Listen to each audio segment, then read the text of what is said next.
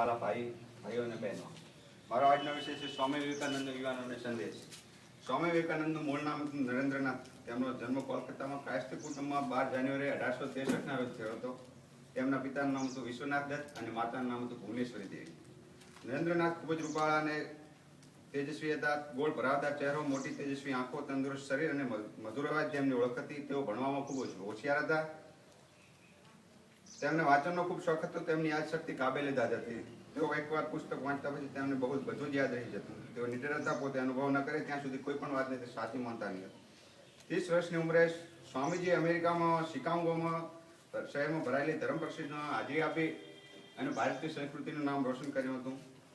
તેમણે ઘણા પુસ્તકો લખ્યા હતા અને યુવા સમાજને સંદેશો આપતા તેમણે કહ્યું હતું કે ઊભા થાઓ, હિંમત ધરો, મજબૂત બનો, તમારા પર પૂરેપૂરી જવાબદારી લો અને તમે તમારા ભાગ્યના સ્રષ્ટા છો એમ જાણો અને તમે જરૂર હોય બધી શક્તિ, બધી સહાય તમારામાં ભરેલી છે. તેથી તમારું ભવિષ્ય તમે જ સર્જો. પરિણામની ચિંતા કર્યા વગર સત્યનું અનુસરણ કરો. આદર્શના અંતિમ ધ્યેય સુધી પહોંચો. બીકણ અને દંભી ન બનો. અંતકાળ સુધી કામ કરો. હું તમારી સાથે જ છું અને હું ચાલ્યો જઈશ. પછી મારો આત્મા તમારી સાથે જોડે તમારી સાથે કામ કરશે. આ જીવન આવે છે અને જાય છે. ધન, દોલત, કીર્તિ, ભોગ વિલાસ એ બધું ક્ષણિક છે. ખપી જવું એ સંસારમાં રચ્યા પચ્યા રહેતા કીડાઓની જેમ મરવા કરતાં વધારે સારું છે, 1000 ગણું વધારે સારું છે.